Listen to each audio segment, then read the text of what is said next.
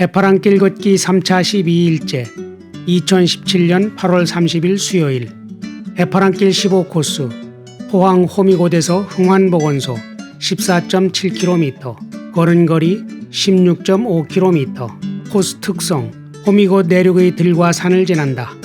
중간에 식당이 없어 먹거리를 준비하는 것이 좋다. 호미곶은 한반도의 동쪽 끝으로 우리나라에서 해가 가장 빨리 뜨는 곳이다.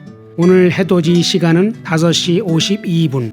아득히 울리는 알람 소리에 무거운 몸을 일으켜 해맞이 광장으로 나갔다. 어스름한 새벽 바다 공기에 몸의 감각이 파릇하게 돋아난다. 잠시 후 동틀 시간이 가까워 오자 바닷가로 100여 명이 옹기종기 모여든다. 사진작가도 만삭의 신혼부부도 지긋한 노부부도 하나같이 기대와 소망을 담은 모습이다.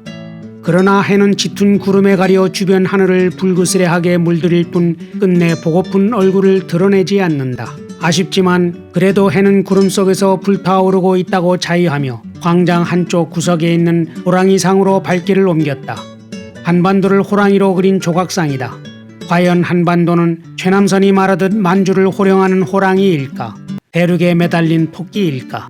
이 질문은 지정학적 담론을 넘어 눈앞에 닥친 생존 과제다. 이렇게 말하니 복잡하고 어렵다. 쉽게 생각하자. 한반도가 호랑이냐 토끼냐? 이 문제는 남이 아니라 우리가 어떻게 하느냐에 달린 것이다. 우리가 호랑이처럼 생각하고 행동하면 호랑이가 되고 토끼처럼 생각하고 행동하면 토끼가 되는 것이다. 다시 모텔로 돌아와 놓쳤던 새벽잠을 2시간 보충하고 방을 나섰다. 바다를 뒤로하고 논으로 접어드는 길이다. 익어가는 벼가 들판 가득히 물결치고 있다. 보는 것만으로도 마음이 풍성해진다. 30분쯤 가서 산으로 올라가는데 감사 나눔 둘레길이란 팻말이 보인다. 감사와 나눔의 길이라니 은근히 기대가 된다. 그런데 3시간을 가도 길가 의자는커녕 잠시 엉덩이를 걸친 나무 등걸이나 돌멩이 하나 없다. 20여 분을 가서 대보 저수지 옆에 따가운 햇살 아래 놓여있던 작은 의자 하나가 전부다. 있던 돌이나 나무 조각도 치우고 시멘트를 깔았다. 아무리 생각해도 무엇을 감사하고 나누라는 말인지 모르겠다. 몸이 피곤해서일까? 담당 기관이 무신경에 마음이 뾰족해진다. 에이 알려좀 주쇼. 역사 알려좀 주쇼. 해올 해파랑길 걷기 3차 13일째 2017년 8월 31일 목요일 해파랑길 16코스 포항 흥환보건소에서 포스코 16.1km 걸은거리 20.1km 코스 특성 호미곶 산길보다 바닷가길로 걷기를 권한다. 산업화의 상징인 포스코와 영일만, 연호랑 세오녀 공원, 모래사장이 어우러져 다양한 먹과 이국적인 정취를 풍긴다. 해파랑길 16코스는 15코스를 거슬러서 건너편 산으로 올라가야 한다. 그리 되면 어제처럼 지루한 산길을 계속 가야 할 것 같아 바닷가로 발길을 돌렸다. 바로 옆 흥환해변은 흰 물보라가 300여 미터쯤 길게 굽이치고 있었다. 의외의 멋진 풍광에 기분이 좋아진다. 안내판에 호미반도 해안 둘레길이라고 쓰여 있다. 이곳 이름이 호미곶인데 호미곶 둘레길이 아닌 호미반도 둘레길이란다. 곶과 반도는 똑같이 바다로 튀어나온 무티지만 반도가 곶보다 규모가 훨씬 크다. 말하자면 작은 호미곶이 아니라 큰 호미반도라는 것이다. 그렇다면 한반도는 대륙이 되는 것인가? 아무튼 그 기계가 깜찍하다. 이렇듯 비록 한반도가 비좁더라도 이 땅의 우리들 하나하나가 담대하고 트인 마음으로 살아간다면 곧 큰 나라 대한민국이라 할 것이다. 반면 드넓은 대륙이라 할지라도 사람들이 마음보가 좁고 팍팍하다면 어찌 큰 나라라 할 수 있을 것인가. 이어 하선대와 이밤리를 거쳐 선바우에 이르렀다. 갈수록 바람이 거칠어지며 너울 파도가 쉼없이 밀려온다. 해안 절벽을 따라 바다 위로 길게 놓인 나무대 끄기를 걷는데 들리는 것은 바람소리요 보이는 것은 떼지어 밀려오는 흰 파도와 가지각색의 바위뿐이다. 풍광에 압도되어 걸음을 떼지 못하고 하염없이 바다를 바라본다. 마치 얕은 시냇물에 하얀 비누거품을 가득 풀어놓은 것 같은 착각에 빠져든다. 계속 있다가는 풍덩 뛰어들어 발을 담그려 할 것만 같다 퍼뜩 정신을 차린다. 오후 5시쯤 선바우길을 빠져나와 연호랑 세오녀 공원에 들어섰다. 안내판에 삼국유사에 전해지는 연호랑 세오녀 이야기가 소개되어 있다. 요약하면 신라 8대 아달라 왕 때 동해 바닷가에 살던 연호랑 세오녀 부부가 고래를 타고 차례로 일본으로 건너가 왕과 왕비가 되었다. 이때 신라에서는 해와 달이 빛을 잃었다는 줄거리다. 그동안 이 얘기가 태양 신화나 우리 민족의 일본 이동 사실을 상징한다는 것을 이해하면서도 동해안 구석에 살던 평범한 백성이 사라졌는데 해와 달의 빛이 없어졌다는 데서는 과장이 심하다고 생각했었다.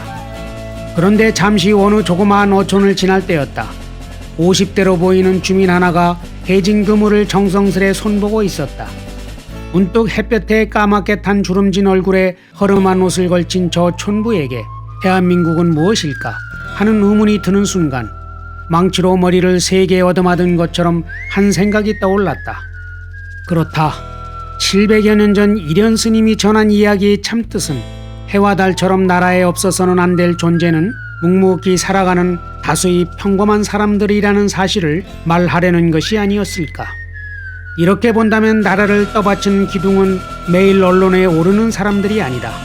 해파랑길에서 만났던 양식장의 아가씨, 어선에 오른 어부, 음식점의 아주머니, 길을 가르쳐주던 할머니와 할아버지들이 이 나라의 바탕인 것이다. 누가 그들을 민초라 하는가? 아니다. 그들은 주인이며 기둥이고 때로는 배를 뒤집을 수도 있는 바다인 것이다. 결국 그들이 마음이 머무는 곳에 나라가 머물 수밖에 없기 때문이다. 공원을 나와 내리막길로 임공리로 향하는데 영일만 건너편에 산업화의 상징인 포항제철소가 황금빛 노을을 배경으로 굴뚝 연기를 내뿜으며 서 있다. 역사 문화의 향기가 가득한 공원, 풍요로운 영일만, 현대 산업의 쌀인 제철소가 어우러진 해질녘 풍광이라니. 와, 멋있다. 문화와 자연, 산업을 하나에 담은 한 폭의 그림이 아닌가. 해질녘 포스코 공장이 바라보이는 연호랑 세오녀 공원에서 임곡 한 길, 나중에 꼭 가봐야 할 해파랑길 3선이다. 해파랑길 걷기 3차 14일째, 2017년 9월 1일 금요일. 해파랑길 17코스, 포항 포스코에서 칠포해변 23.6km, 걸음거리 25.4km. 코스 특성, 공업도시 포항을 벗어나 시원한 바다를 따라 계속 걷는다. 오늘 출발은 항공박물관 근처의 포스코 사거리다. 택시에서 내리니 포스코 공장 정문에 걸린 구호가 눈에 들어온다. 자원은 유한, 창의는 무한.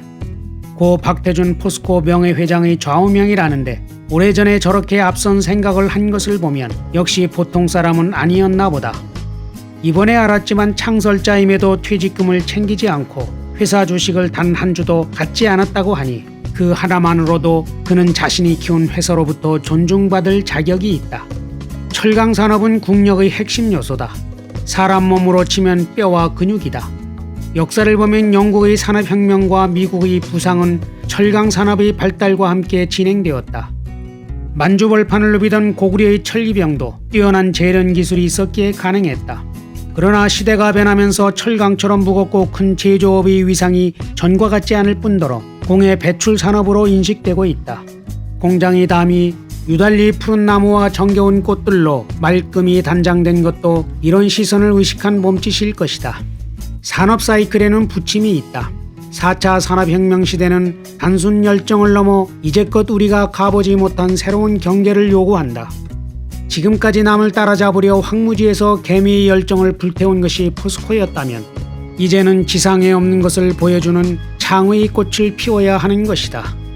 이어 형산강 다리를 건너 송도 해변에 도착해 시원한 포항물회로 점심 요기를 했다.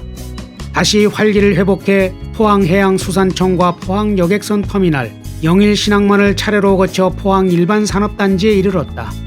주위는 어느덧 어둠에 잠기고 반달이 어슴풀에 빛나고 있었다. 오늘 오전부터 불편해진 고관절을 지팡이로 달래며 터덜터덜 걷고 있는데 뒤에서 40대 여행객이 길을 빗기라는 듯 콧숨을 몰아쉬며 스쳐 지나간다. 같이 외로운 길을 걷는 사람에게 눈길 한 번 주지는 못할 망정 냉담한 표정이 극기 훈련하는 사람 같다. 문득 저 사람은 앞만 바라보고 가는 산업시대 개미, 나는 그도 저도 아닌 배짱이라는 생각을 하며 실없이 혼자 웃는다. 칠포 해변에 이르니 저녁 8시 30분이 넘었다. 결국 오늘도 밤길을 걸었다. 마을에 불빛이 적어 숙소가 없을까 걱정이 된다. 편의점에서 주변 숙소를 물어 그중 한 민박집에 전화를 하고 1시간 남짓 걸려 도착했다. 횟집을 겸하는데 길 건너 현대식 모텔은 세를 주고 횟집과 민박집은 직영을 한다니 토박이 여부지만 알부자다. 3층 방에 짐을 풀고 식당으로 내려가자 20대 고운 딸이 다소곳이 식단에 없는 된장국을 내어주는데 맛이 집에서와 같아 입에 붙는다. 식사를 마치고 방으로 올라가는데 계단벽에 주인이 검은 검도복과 잠수복이 반듯하게 걸려 있다. 갑자기 내일 걷기만 없다면 주인과 소주 한잔 나누고 싶어진다.